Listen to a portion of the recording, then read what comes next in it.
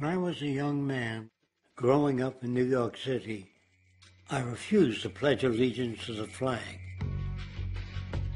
Of course, I was sent to the principal's office, and he asked me, "Why don't you want to pledge allegiance? Everybody does." I said, "Everybody once believed the earth was flat, but that doesn't make it so." I explained that America owed everything it has to other cultures and other nations, and that I would rather pledge allegiance to the earth and everyone on it. Needless to say, it wasn't long before I left school entirely, and I set up a lab in my bedroom. There I began to learn about science and nature. I realized then that the universe is governed by laws, and that the human being, along with society itself, was not exempt from these laws. Then came the crash of 1929, which began what we now call the Great Depression.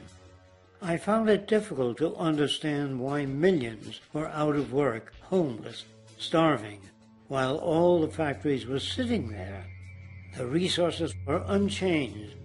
It was then that I realized that the rules of the economic game were inherently invalid. Shortly after came World War II, where various nations took turns systematically destroying each other. I later calculated that all the destruction and wasted resources spent on that war could have easily provided for every human need on the planet. Since that time, I have watched humanity set the stage for its own extinction. I have watched as the precious finite resources are perpetually wasted and destroyed in the name of profit and free markets.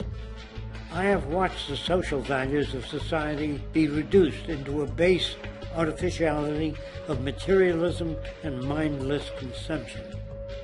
And I have watched as the monetary powers control the political structure of supposedly free societies.